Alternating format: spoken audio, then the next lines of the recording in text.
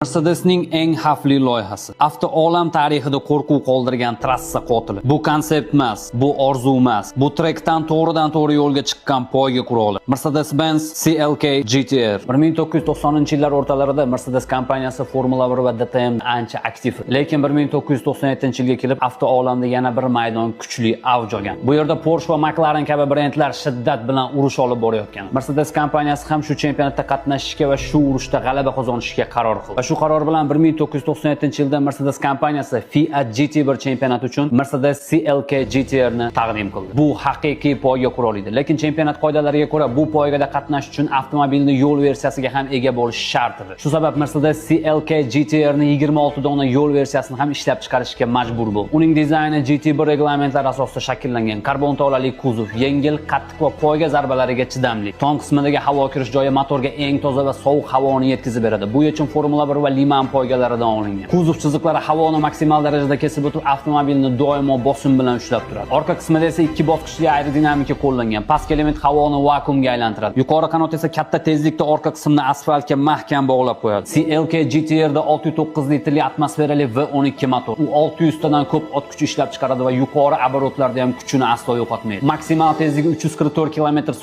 0 dan 100 gacha esa 308 sekund. Bu o'sha davr uchun haqiqiy raketa edi. Motor o'rtada joylashgan bo'lib, bu kuzov og'irligini ideal taqsimlaydi. 1997-yil Fiat GT1 Championshipda Mercedes Porsche 911 GT1 va McLaren F1 GTR'larni ochiq ustunlik bilan ortda qoldirib, konstruktorlar va pilotlar chempionligini qo'lga kiritdi. 1998-yil CLK LM versiyasi bilan maydonga chiqib, Porsche'ning GT1 dasturini sindirdi va GT1 sinfining eng xavfli avtomobiliga aylandi. 1999-yilgi chempionatda ham Mercedes g'alabaga erishib, barcha raqiblarini maydondan yo'q qildi. Shundan keyin esa GT1 sinfi yopildi va Mercedesning bu g'alabasi GT1 klassining eng oxirgi sahifasiga aylandi. Tachkani yomoni bo'lmaydi akalarim. Mercedes fanatlari